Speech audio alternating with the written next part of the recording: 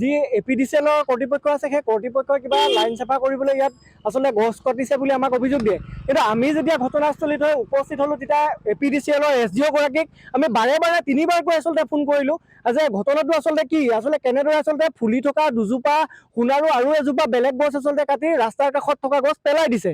এই গোটেই ঘটনাটোত আচলতে আমি সৰুপথাৰ আঞ্চলিক ছাত্ৰ সন্থাই তীব্ৰ ভাষাৰে গৰিহণা দিছোঁ আৰু ঠাইতে যি লাগি আছে আচলতে পৱন আগৰৱালাৰ যি মিল, সেই মিলৰ কৰ্তৃপক্ষৰ লগতো আমি যোগাযোগ কৰিছিলোঁ। আচলতে তেওঁলোকে আমাক জানিবলৈ দিয়ে এই ওপৰত যিটো এটা লাইন আছে সেই লাইনটো আচলতে পাৰ কৰিবলৈ সেই গছ দুজোপাকে কাটে। আৰু এনেদৰে আচলতে যি লাইন পাৰ কৰিবলৈ ধনশিৰি মহকুমাত APDCL কৰ্তৃপক্ষই এটা মুক্তভাৱে তেওঁলোকে যদি দিয়ে থাকে গছ কাটিবলৈ, ধনশিৰি মহকুমাত ৰাস্তা কাষত আচলতে গছেই নাথাকিব। গতিকে আৰু যি পৱন আগৰৱালা আছে আৰু তেখেতে আচলতে কোনো ধৰণৰ পাৰ্মিশ্যন নোলোৱাকৈ, আমি ইতিমধ্যে ফৰেষ্টৰ ৰেঞ্জাৰৰ লগতো কথা পাতিছোঁ, কোনো ধৰণৰ আচলতে পাৰ্মিশ্যন নোলোৱাকৈ কেনেদৰে আচলতে দুজোপাকৈ গছ কাটিব পাৰিলে সেই গোটেই ঘটনাটো আচলতে ৰহস্য আৱৰ্তত। আৰু যি ফৰেষ্ট বিভাগ আছে সেই ফৰেষ্ট বিভাগৰ জ্ঞাতাসাৰেই যে এনেকুৱা ঘটনা সংঘটিত হৈ আছে, আমাৰ তেনেকুৱা কিছুমান ক্ষেত্ৰত অনুভৱ হয়।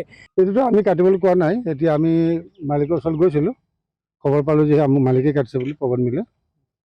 সুধিলোঁ, ক'লে পৱন মিল, পৱন আগৰৱালা বোধে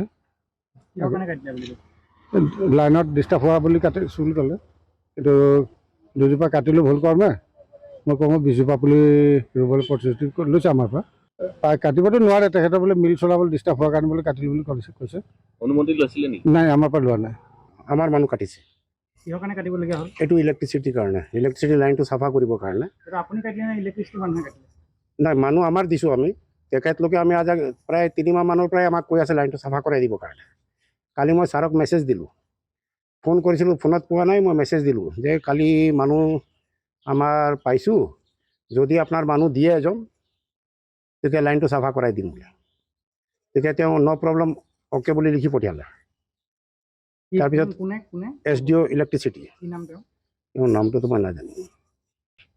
আমাৰ মানুহ গৈছিলে, তেওঁলোকে ৰাতিপুৱা লাইনটো কাটিছে, শ্বাটডাউন দিছে।